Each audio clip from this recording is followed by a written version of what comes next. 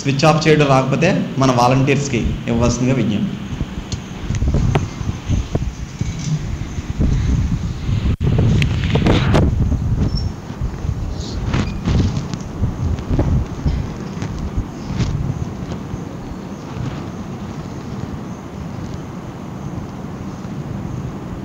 శ్రీ విశ్వ విజ్ఞాన విద్య ఆధ్యాత్మిక పీఠ సభాసభ్యులకు సభ్యతలకు పరోక్షంగా ఈ కార్యక్రమాన్ని వీక్షిస్తున్నటువంటి సభ్యులకు నా హృదయపూర్వక నమస్కారం.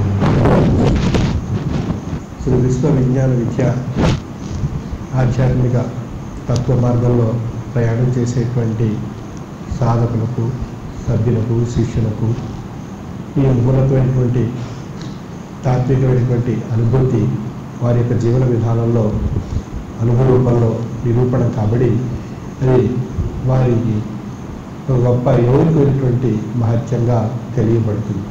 అటువంటి అనుభవపూర్వకమైనటువంటి మహత్యాలు మన దైనందిన జీవన విధానంలో సద్గురు ప్రబోధించినటువంటి తత్వాన్ని ఆశ్రయించి అనుసరించి ప్రయాణం చేసే వారికి ఎన్నో విషయాలు వారి యొక్క జీవన విధానంలో తెలియబడేటువంటి అవకాశం ఉంది.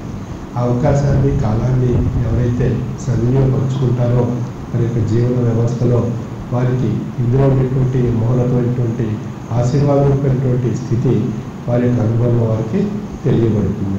ఎందుకంటే గురువే మంత్రం, మంత్రమే గురు స్వరూపము. అంటే మంత్రం వైపు మన యొక్క లక్ష్యాన్ని ఏర్పరచుకోవాలి. లక్ష్యం మంత్రం వైపు ఏర్పడాలి అన్నట్లయితే మనకు ఆ మంత్రం యందు స్వామి నుండి స్వీకరించినటువంటి ఆ మహామంత్రం యందు పరిపూర్ణమైనటువంటి భక్తి మనకు ఏర్పరచుకోవాలి. ఆ భక్తి చేత విశ్వాసం ఏర్పడుతుంది. ఆ భక్తి విశ్వాసం చేతే మనకు లక్ష్యం ఏర్పడుతుంది. ఆ లక్ష్యమే మనకు ఆ మహామంత్రంలో ఉన్నటువంటి యోగికమైనటువంటి శక్తిని మన యొక్క అనుభవంలో మనం నిరూపణ చేసి అది మహత్యంగా నిరూపణ కాబడుతుంది.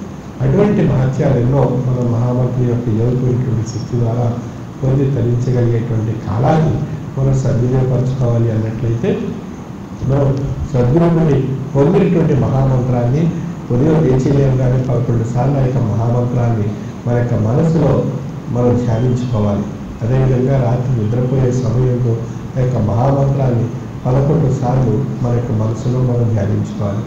ఈ యొక్క విషయాన్ని ఎవరైతే అనునిత్యం ప్రతిదినం తమ యొక్క జీవన విధానంలో ఆచరిస్తూ అనుసరిస్తూ ఆజ్ఞలు శిరసావహిస్తూ పరిపూర్ణమైనటువంటి భక్తి విశ్వాసం లక్ష్యంతో ప్రయాణం చేస్తారో వారికి స్వామి యొక్క అద్భుతమైనటువంటి ఆశీర్వాదమైనటువంటి శక్తి